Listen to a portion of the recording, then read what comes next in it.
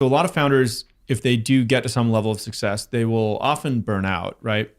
It shows up in weird ways, by the way. Some people gain a ton of weight. Some people lose a lot of weight. Some people deal with stress in all kinds of ways. There's like founders I've met that get like addicted to prescription drugs or like, all kinds of unhealthy things you can imagine, right? So, you have to find a way to shift from, like, if the thing that got you started in the first place was like fear of never being important or fear of never feeling fulfilled, you have to at some point transition it.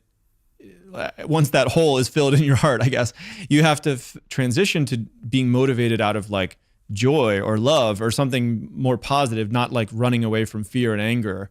Or you're really angry at this, your father, or like the person who, broke, like the co-founder who you almost was going to found with, who decided they didn't want to, and you're pissed at them, so you're trying to show them up or whatever.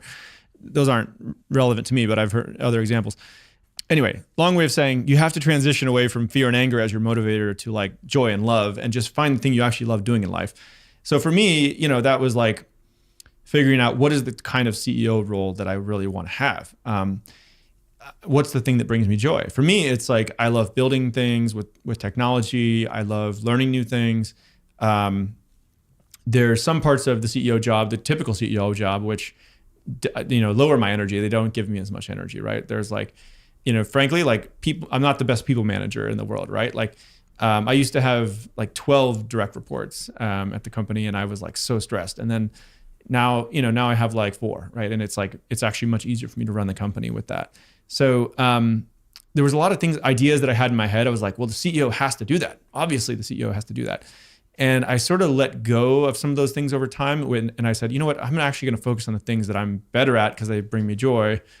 And I'm going to delegate a lot of the stuff which I thought I had to do.